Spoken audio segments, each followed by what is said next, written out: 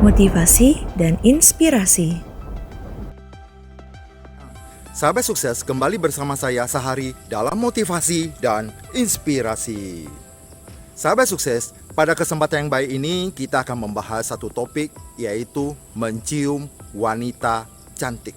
Satu topik yang cukup menarik. Ini sebenarnya adalah kisah inspiratif dari dua orang yang ingin mencari pekerjaan. Kita lihat sekarang dalam kondisi pandemi sangat sulit untuk mencari pekerjaan.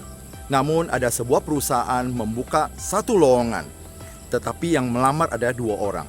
Katakanlah kedua orang ini adalah kakak beradik, yang satu kita sebut namanya Upin. Upin adalah orang yang mendalami agama. Yang kedua adalah Ipin. Dia adalah sekolah yang biasa-biasa saja.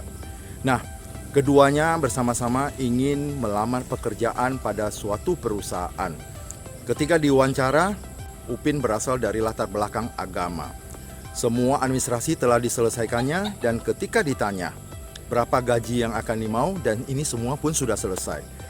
Sebelum dia keluar, ada satu pertanyaan dari pewawancara yang menyatakan demikian.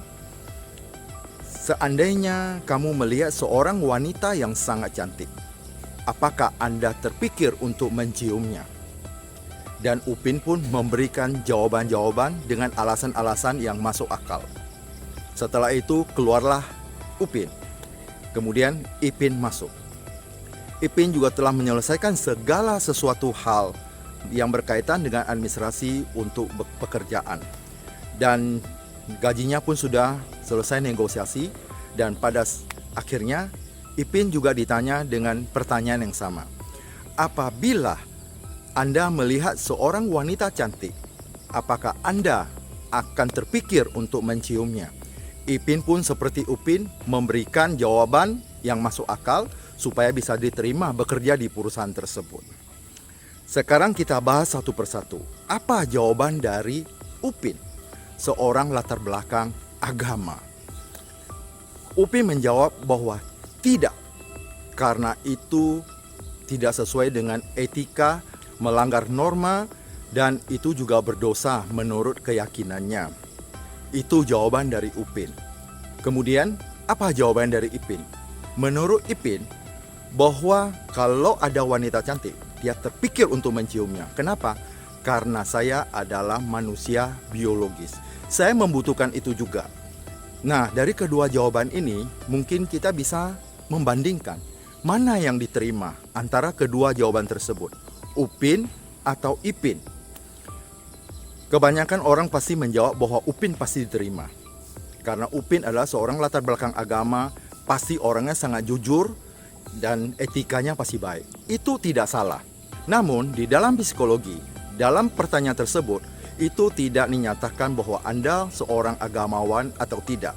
Tetapi yang dinilai adalah suara hati Anda. Apa suara hati Anda tersebut? Ipin menjawab dengan tepat bahwa sebagai manusia normal, dia pasti suka pada wanita cantik.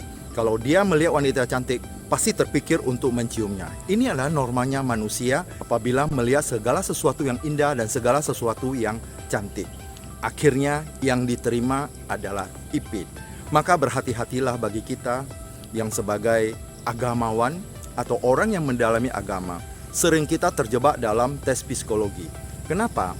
Karena psikologi itu adalah tes siapa diri kita sebenarnya. Jujur tidak jujurnya itu dapat nampak di tes psikologi tersebut.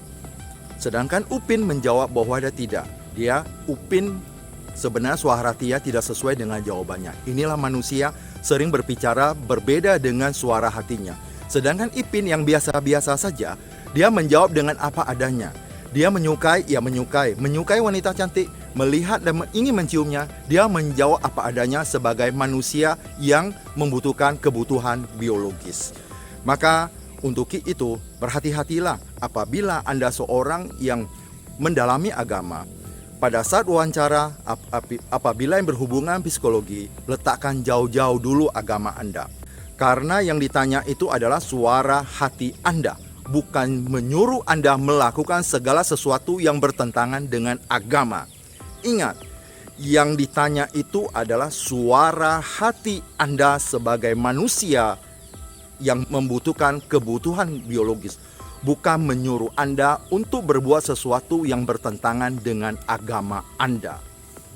Untuk itu, jawablah dengan tepat sehingga Anda mudah diterima di perusahaan yang Anda inginkan. Dari suara hati ini, kita akan mengetahui bahwa Anda jujur atau tidak terhadap diri Anda sendiri dulu, belum terhadap orang lain, tetapi pada diri sendiri dulu. Jika Anda tidak bisa jujur pada diri sendiri, bagaimana Anda bisa jujur pada orang lain? Itulah kegunaan tes psikologi tersebut. Akhirnya, dalam cerita inspiratif ini, Ipin diterima di perusahaan sesuai dengan yang dia cita-citakan. Sedangkan Upin yang tidak jujur pada dirinya sendiri, akhirnya harus gigit jari. Karena dalam wawancara tersebut, dia lebih mengutamakan agama yang dia yakini bahwa itu tidak sesuai etika, tidak sopan dan sebagainya. Sedangkan di dalam psikologi yang ditanya bukan agama, tetapi adalah suara hati kita, suara jiwa kita. Kalau kita bisa menjawab sesuai dengan suara hati kita, itulah yang disebut dengan kejujuran. Tetapi kalau kita menjawab tidak, berarti kita telah bertentangan dengan suara hati atau suara jiwa kita. Ini motivasi dan inspirasi dari saya. Semoga ini bisa menginspirasi Bapak Ibu yang ingin melamar kerja, yang akan menghadapi psikotes yang tidak kita duga-duga akan mendapat pertanyaan demikian. Terima kasih. Belajar secara berkesinambungan untuk menjadi yang terbaik. Luar biasa.